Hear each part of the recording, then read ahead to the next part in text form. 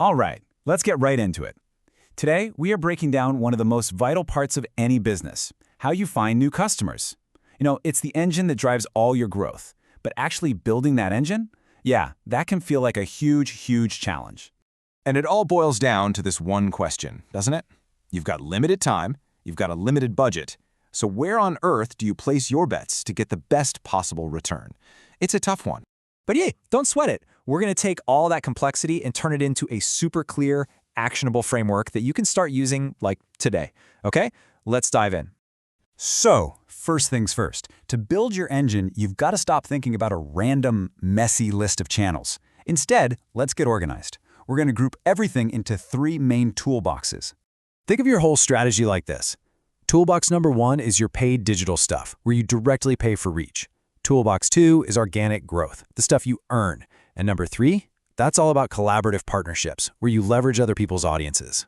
Now, let's pop the hood on each of those toolboxes and see what specific tools or channels you have at your disposal to really start building this engine.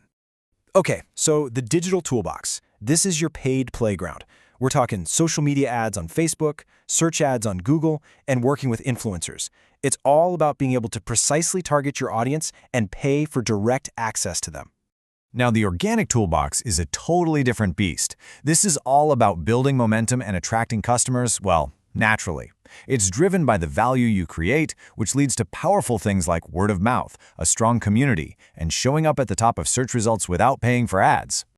And last but not least, the partnership toolbox. This is where you get smart and leverage the audiences and infrastructure that other people have already built. It includes online things like affiliate programs, but it also means getting out there in the real world at trade shows or through retail partners. Okay, so you've picked your channels, your campaigns are running, but how do you actually know what's working and what's just, well, burning cash? This is where we get to the dashboard. Let's see how it all comes together. It all starts with one of the most critical metrics out there, cost per acquisition, or CPA. It's a simple formula, but it's so powerful. It tells you exactly how much you're paying to get one new customer from any given campaign. And you absolutely have to set a goal. You need a North Star. For instance, maybe your target is to get every new customer for $45 or less. This number is what you'll judge everything against. And check this out. This is where it gets really interesting, because you can see what's working at a glance. Remember our $45 target? Well, Google Ads is a winner. But look, Facebook is a little too pricey, and that influencer campaign is way off. This is what data-driven decisions look like in the real world. Now, we've got to zoom out a little, because this right here, this illustrates the core balancing act of pretty much any business. You have your total customer acquisition cost, or CAC, and you have to weigh it against your customer lifetime value, CLV. The golden rule? Your CAC has to be way lower than your CLV. A healthy business is usually aiming for a 3-to-1 ratio. I mean, if it costs you more to get a customer than they'll ever spend with you, that engine is gonna stall fast. A simple dashboard just like this one is basically your command center. It lets you compare not just the cost, but also the conversion rates side by side. And wow, look here. We can see that email and SEO are incredibly efficient, bringing in customers for way under our $45 target. And that kind of insight tells you exactly how to spend your money. You can confidently put most of your resources into what's already working, like your best digital channels, while, and this is key, still saving a slice of the pie just for experimenting with new ideas. Okay, so building the engine, that's step 1.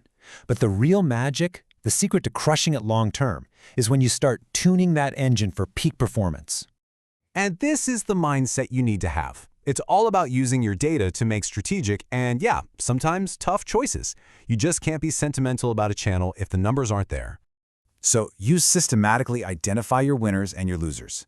For the winners, like SEO and email from our example, you double down. Give them more budget, more resources. For the underperformers, you either try to fix them with new creative or you got to cut them loose and focus your energy elsewhere. And here's the secret sauce. Never, ever stop testing. Even your best channels can get better. Making small, little tweaks to your ads, your headlines, your emails through what's called A/B testing can lead to absolutely massive gains over time.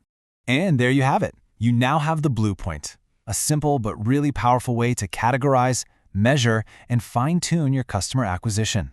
So the only question left is, with that 10% of your budget you saved for experiments, Where are you going to start?